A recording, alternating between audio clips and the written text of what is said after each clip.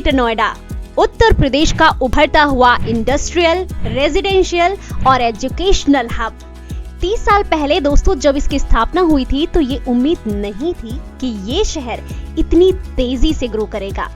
आज इस शहर की पॉपुलेशन 20 लाख से ज्यादा है। दिल्ली से डीएनडी फ्लाईवे और ग्रेटर नोएडा एक्सप्रेसवे के द्वारा इसकी डायरेक्ट कनेक्टिविटी से भी बड़ी संख्या में यहाँ उद्योग लगे हैं। और आज यहीं से लेकर आई है आपकी आरती आपके लिए द यूपी इंडेक्स लैंडमार्क्स का एपिसोड नंबर 2।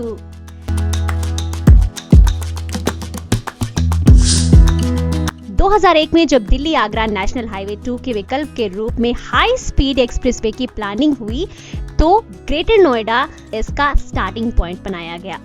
तब के सीएम राजनाथ सिंह ने ताज एक्सप्रेसवे अथॉरिटी के गठन को मंजूरी दी 20 अप्रैल 2001 को। 2003 में ताज एक्सप्रेसवे अथॉरिटी और जेपी ग्रुप के बीच कंसेशन एग्रीमेंट हुआ। 2002 से 2007 तक मुलायम सिंह की सरकार रही और इस दौरान कुछ काम नहीं हुआ। पर 2007 में जब सरकार बदली और मुख्यमंत्री बनी मायावती तो इनके मुख्यमंत्री बनने के बाद इसका भूमि अधिग्रहण प्रारंभ हुआ।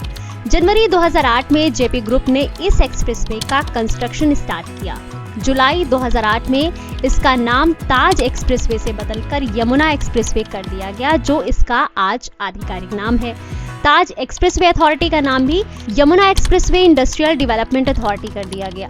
2011 में भट्टा परसौल में किसानों ने इसके विरोध में आंदोलन किए, जिसमें राहुल गांधी ने भी भाग लिया।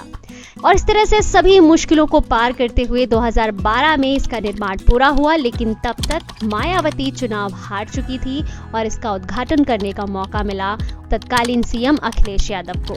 और इस तरह से मिला यूपी को अपना पहला रियल एक्सप्रेसवे। रियल इसलिए क्योंकि इसके पहले डीएनडी फ्लाईवे बन तो चुका था, लेकिन उसको सही मायने में एक्सप्रेसवे नहीं माना जा सकता।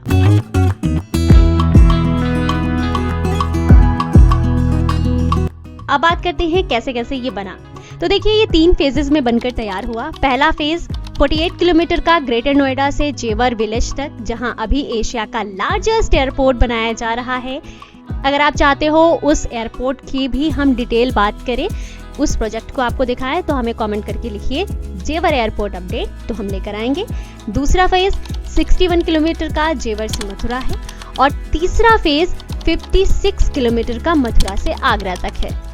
तो यमुना एक्सप्रेसवे 165 किलोमीटर लंबा है, कंक्रीट से बना हुआ है और वर्तमान में भारत का सबसे लंबा कंक्रीट एक्सप्रेसवे भी ये है। 6 लेन का ये एक्सप्रेसवे ग्रेटर नोएडा के परी चौक के पास ग्रेटर नोएडा एक्सप्रेसवे पर ट्रम्पेट इंटरचेंज से स्टार्ट होकर आगरा में इनर रिंग रोड पर खत्म होता है। इस एक्सप्रेसवे पर कारों के लिए गति सीमा 100 किलोमीटर प्रति घंटा है। इसकी वजह से दिल्ली से आगरा के बीच की जो यात्रा का समय है वो 4-5 घंटे से घटकर केवल 2 घंटे रह गया है। आप अगर इससे गए हैं तो आप टाइमिंग का अंदाजा लगा सक रहे होंगे। इसको बनाने में कुल खर्च की बात करें तो 12,839 करोड़ के लगभग इस पे निवेश हुआ था। लोकल ट्रैफिक के लिए 13 सर्विस रोड्स भी बनाई गई हैं।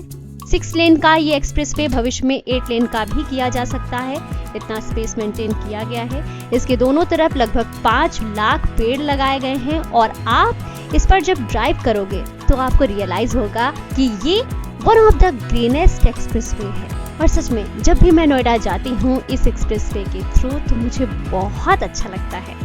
अगल बगल हरियाली और उस पर फर्राटे भरती हुई हमारी गाड़ी, वाह ये तो शायरी से बन गई। खैर पूरे एक्सप्रेसवे में 7 इंटरचेंज है, 44 ब्रिजेस हैं, 146 अंडरपासेस बनाए गए हैं। आगरा में इनर रिंग रोड के द्वारा ये आगरा लखनऊ एक्सप्रेसवे से डायरेक्टली कनेक्टेड है। और इन सारे स्पेशल पॉइंट्स के साथ साथ 2015 में एक और हिस्टोरिकल चीज इससे जुड़ी, वो ये दोस्तों कि 2015 में भारत में पहली बार किसी एक्सप्रेसवे पर भारतीय वायुसेना के फाइटर प्लेन्स उतारे गए थे जी, और वो था यही यमुना एक्सप्रेसवे। हालांकि उसके बाद आगरा लखनऊ और पूर्वांचल एक्सप्रेसवे पर भी फाइटर प्लेन्स उतारे गए।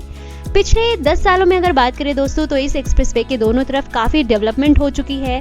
इस एक्सप्रेसवे के किनारे भारत का पहला और एकमात्र फॉर्मूला 1 रेसिंग सर्किट है, बुध इंटरनेशनल सर्किट। यहाँ पर 2011 में फॉर्मूला 1 की रेस आयोजित हुई थी और पिछले साल दुनिया की सबसे लोकप्रिय बाइक रेसिंग मोटो जीपी का भी आयोजन हुआ था। एक्सप्रेसवे किनारे जेवर में एशिया का सबसे बड़ा एयरपोर्ट नोएडा इंटरनेशनल एयरपोर्ट बनाया जा रहा है। जैसे मैंने अभी बताया था, यमुना एक्सप्रेसवे से एयरपोर्ट को जोड़ने के लिए जेवर लिंक एक्सप्रेसवे पर काम किया जा रहा है। लास्ट वीडियो हमने आपको दिखाई थी।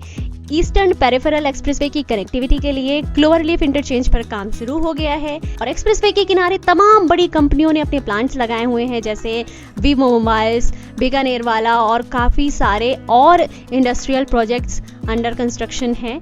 कुल मिलाकर कहें ना दोस्तों, तो ये एक्सप्रेसवे गेम चेंजर साबित हुआ और इस एक्सप्रेसवे के बाद यूपी में एक्सप्रेसवेज का जो एक जाल सा बिछना शुरू हुआ वो आप देख रहे हो, हम आपको दिखाते रहते हैं और जिसके कारण यूपी को आजकल एक्सप्रेसवे प्रदेश कहा जाने लगा है। इसलिए यमुना एक्सप्रेसवे एक इंफ्रास्ट्रक्चर मार्वल है और इसीलिए द यूपी इंडेक्स लैंडमार्क्स में इसको हमने शामिल किया।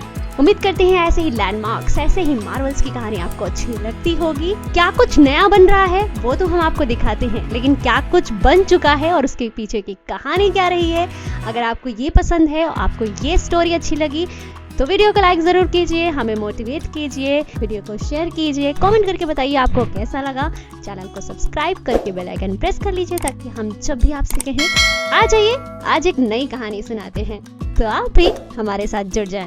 तो आज के लिए इतना ही, मिलते हैं नेक्स्ट वीडियो के साथ। Till then take good care of yourself. जैसा कि मैं हमेशा कहती हूँ, आप बहुत जरूरी हैं मेरे लिए। टेक केयर, नमस्ते, टाटा।